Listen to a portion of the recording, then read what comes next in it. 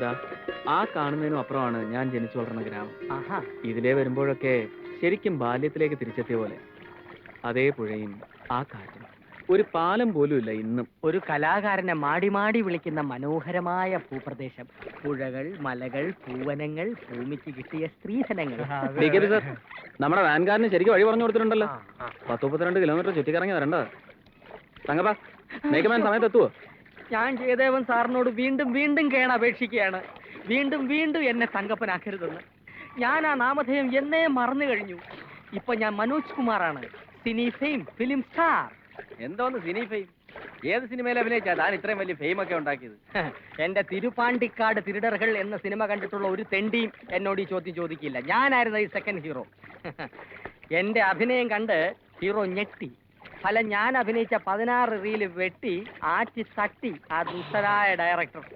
പക്ഷേ ഞാനത് ഈ പഴത്തൊലി ചവിട്ടി കമിഴ്ന്നടിച്ച് വീഴുന്ന ഒരു സീൻ ഒഴിച്ച് അത് മതിയല്ലോ ഭാവനാ സമ്പന്നനായി കലാകാരനെ.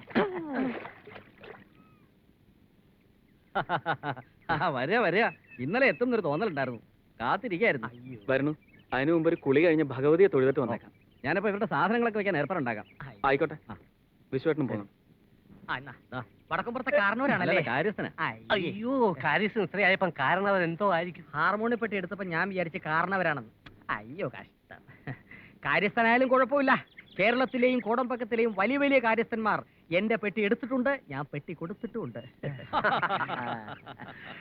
കേരളത്തിൽ ഇന്ന് ജീവിച്ചിരിക്കുന്ന ഏറ്റവും വലിയ കാര്യസ്ഥൻ ഞാനാ.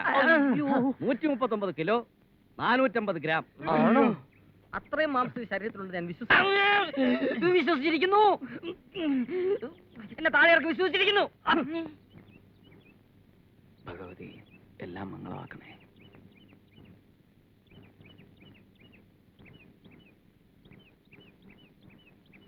അറിയോ, എത്രയോ വർഷം എൻ്റെ അച്ഛൻ ഇവിടെ ശ്രീകാര്യക്കാരനായിരുന്നു. അയ്യപ്പ, വലിയ കാരണവരുടെ കാലത്ത് ഇവിടുത്തെ 10 ദിവസത്തെ ഉത്സവം എന്ന് പറയുമ്പോൾ 10 ദിവസം നീണ്ടു നിൽക്കുന്ന കലാമേള തന്നെയായിരുന്നു. വിശ്വേട്ടൻ മേലിടം വാസുദേവ ശർമ്മയുടെ ഹരിയത കേട്ടിട്ടുണ്ടോ? ഇല്ല, കേമാണെന്ന് കേട്ടിട്ടുണ്ട്. ജീവിതത്തിൽ എൻ്റെ വഴി കഥ പറച്ചിലാണെന്ന് ആദ്യം തോന്നിയത് സത്യത്തിൽ ഇവിടെ ഭഗവതിയുടെ മുമ്പിൽ മേലിടം കഥ പറയുന്നത് കേട്ടിരുന്നപ്പോഴാ. നല്ല ഓർമ്മയുണ്ട്, അമ്മയുടെ മടിയിൽ കണ്ണിമ ചിമ്മൂലും ചെയ്യാതെ കഥ കേട്ടിരുന്നത്. ആ രാത്രി പിന്നെയും ചില ഓർമ്മകൾ തരുന്നുണ്ട്. പന്തവും വടിവാളും ഒക്കെ ആളുകൾ വന്നത്, പിന്നെ എന്തൊക്കെയാ നടന്നത്? കുത്തും വെട്ടും കൊള്ളിവെപ്പും. എന്തായിരുന്നു കാരണം? ഇപ്പോഴത്തെ കാരണവന്മാര് തമ്മിലുള്ള സ്വത്തുകാർക്കാന്നാ പറയണേ. പിന്നെ ചേരി തിരിഞ്ഞും കരതിരിഞ്ഞുമുള്ള പകയും പോരുവായി. ഒടുവിൽ ചോരക്കളി ശ്രീകോവിലേക്ക് കടക്കുന്നതായപ്പോ അച്ഛൻ വഴി തടഞ്ഞു നിന്നു. ആ പടികളിലാണ് വെട്ടും കുത്തുവേറ്റ് എൻ്റെ അച്ഛൻ മരിച്ചു വീണത്.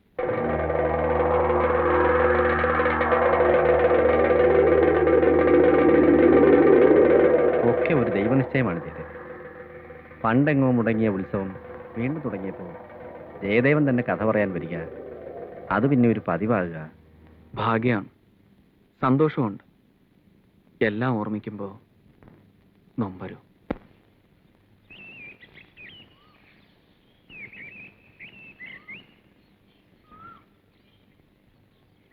ആരുമില്ലേ? ആഹാ, അച്ഛൻ പറയണ്ടായി ജയേട്ടനിന്ന് എത്തുന്നു. ശാലിനി ഉത്സവത്തിന് വന്നതാവും. ഓ, ഉത്സവത്തിന് എത്തിയതന്നെ, പക്ഷെ ഇത്തവണയല്ല, കഴിഞ്ഞവണ. പിന്നെ പോയില്ല.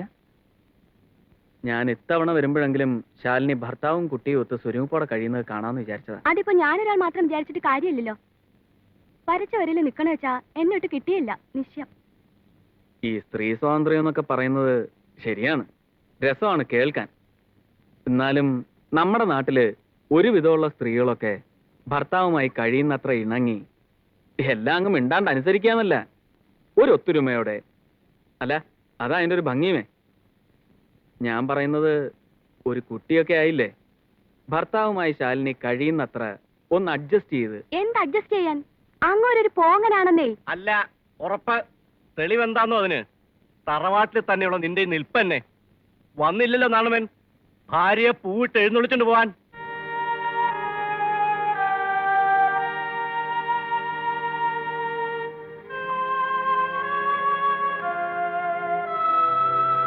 വരിക. അറിയോ ജയദേവന്, നാരായണവൻ ഒടുവിൽ പോകുമ്പോ ഇവളോട് പറഞ്ഞ എന്താണെന്ന്? തറവാട്ടിൽ നിൽക്കണമെന്നുണ്ടെങ്കിൽ നിന്നോളുക, അതല്ല ഭർത്താവിനോടൊപ്പം ജീവിക്കുന്ന ശരിയെന്ന് സ്വന്തമായി തോന്നാച്ചാൽ അങ്ങോട്ട് വരാം, എന്ന് വെച്ചാൽ കൊണ്ടുപോകാൻ ഭർത്താവിന്റെ പല്ലക്ക് വരുമെന്ന് സ്വപ്നത്തിൽ പോലും നിരീക്കണ്ടെന്ന്.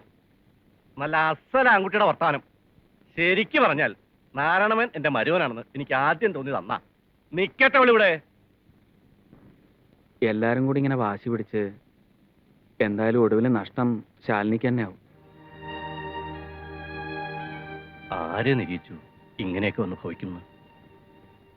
ഒക്കെ വിധിയാ, അല്ലാണ്ടെന്ത് പറയാൻ.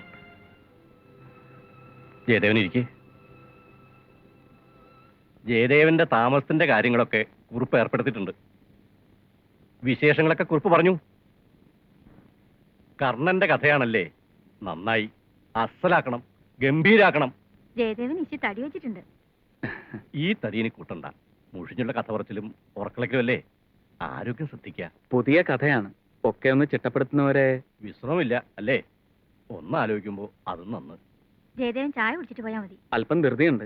അതൊന്നും പറയണ്ട, ചായ കുടിച്ചിട്ട് പോയാ മതി. ഉടനെ തന്നെ റിഹേഴ്സൽ തുടങ്ങണം, പിന്നെ ഫ്രീ ടൈം കിട്ടില്ല. ഉള്ള ഗ്യാപ്പിന് എല്ലാരെയും ഒന്ന് കാണണം. തെക്കുംപുറത്തും ഒന്ന് കയറണം എന്ന് വിചാരിക്കുക. തെക്കുംപുറത്ത് പോവുക, പോവാണ്ടിരിക്കുക, അതൊക്കെ ജയദേവന് ഇഷ്ടം. നിർബന്ധമായും ചെന്ന് കാണേണ്ട ഒരാളുണ്ട്, തിരുമേനി. വന്ന് കാണുക, കാണാണ്ടിരിക്കുക, അതിലൊക്കെ ഇപ്പൊ എന്താ ഉള്ളേ? ഏതായാലും വന്നത് സന്തോഷായി. ഇരിക്ക. വേണ്ട, ഞാനിവിടെ നിന്നോളാം. ഓ, എന്നാ ഞാനും നിന്ന് സംസാരിക്കാനേ. ഒരു കല കൈവശമുള്ളയാൾ സന്യാസിയേക്കാൾ ഒട്ടും മോശക്കാരനല്ല. അയ്യോ, അങ്ങനൊന്നും ഇല്ല. അങ്ങനെയുണ്ട്. ജയദേവൻ കഥാപ്രസംഗത്തിൽ പറഞ്ഞിട്ട് പോകുന്ന വാക്കുകൾ നാട്ടുകാർ മനപ്പാടം പഠിച്ച് പറയണത് ഞാൻ കേട്ടിട്ടുണ്ട് കഴിഞ്ഞ 2 കൊല്ലം. അതിൽ പരം എന്ത് വേണം ഒരു കലാകാരന്? എന്നാലും മനസ്സിനൊരു സന്തോഷവും ഇല്ല തിരുമേനി.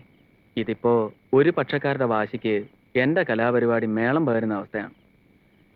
എനിക്കാണെങ്കിൽ